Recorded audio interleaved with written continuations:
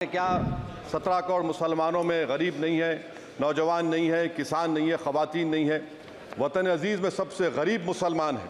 मुसलमान नौजवानों को ना रोज़गार मिलता है, ना तालीम के मौक़े, ना हुकूमत उनको कोई तरबियत सहूलत दी जाती है। मैं मोदी हुकूमत को एक मुसलमानों का एक अछूत बना दिया है, ना कोई सियासी नुमाइंदगी है, ना मुल्क की तरक्की में इनका कोई हिस्सा दिया जा रहा है। ये मोदी हुकूमत की बदनीयती और छूटा कमिटमेंट है और आप मजाक करें ऊँट के मुँह में जीरा देकर। Prime minister Modi is saying देश की मिडिल क्लास की संपत्ति पर पहला हक हमारे अलायंस का है। क्या 17 करोड़ मुसलमानों में गरीब नहीं है, नौजवान नहीं है, किसान नहीं है, ख़वातीन नहीं है। वतन अजीज़ में सबसे गरीब मुसलमान है। सबसे ज़्यादा नाखवानगी मुस्लिम ख़वातीन में। AIDS और PLFS का डेटा ये बताता है कि मुसलमानों में सबसे कम असासे हैं और कंजम्पशन लेवल दूसरे मजहबी ग्रुपों के बनिस्बत सबसे कम है। 15 और 24 साल की उम्र में भर्ती एनरोलमेंट में मुसलमानों की सिर्फ 29%, शेड्यूल कास्ट की 44%, हिंदू OBC के 51% और हिंदू अपर कास्ट की 59% है। हायर एजुकेशन मुसलमानों का एनरोलमेंट सिर्फ 5% है। PLFS का 2018-19 का डेटा वेज एम्प्लॉयज़ बताता है कि मुसलमान 22% थे, 2022-23 में 15% हो चुका है। सेल्फ एम्प्लॉयमेंट में मुसलमान हिंदू सिख से ज़्यादा 58.4% है। रेगुलर वेज एम्प्लॉयमेंट में सबसे कम मुसलमान है 15% और कैजुअल लेबर में सबसे ज़्यादा मुसलमान 26% है। तो मुसलमानों का शेयर रेगुलर एम्प्लॉयमेंट में लॉस हो रहा है एम्प्लॉयमेंट का।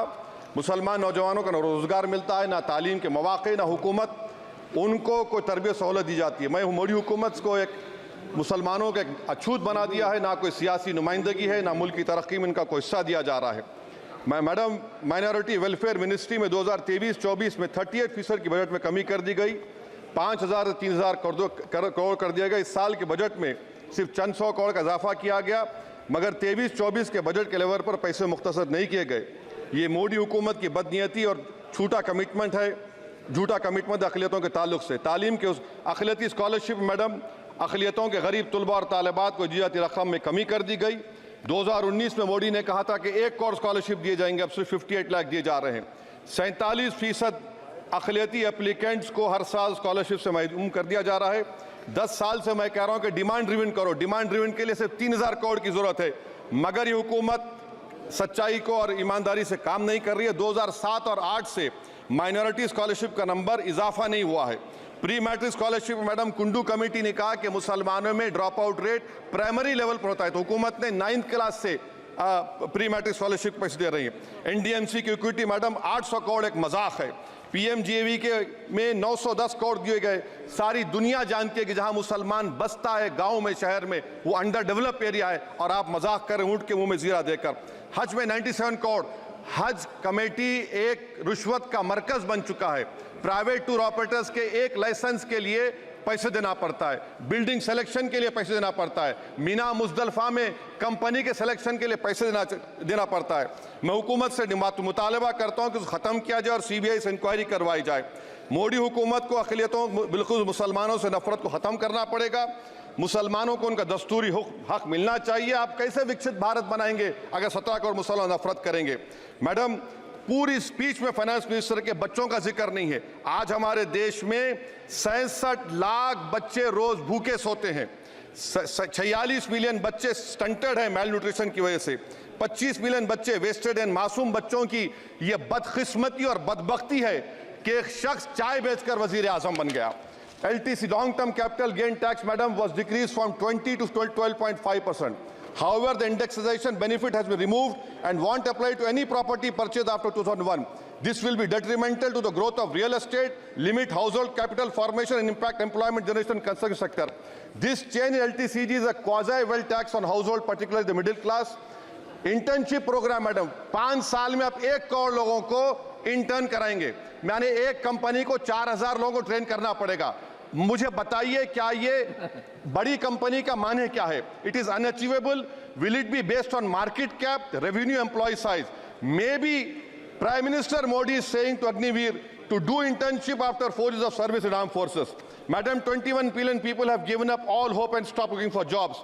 This brings down to 9% eligible population that is either employed or they are looking for jobs. Maybe finance minister can introduce a Berozgar tax and tax unemployed as well.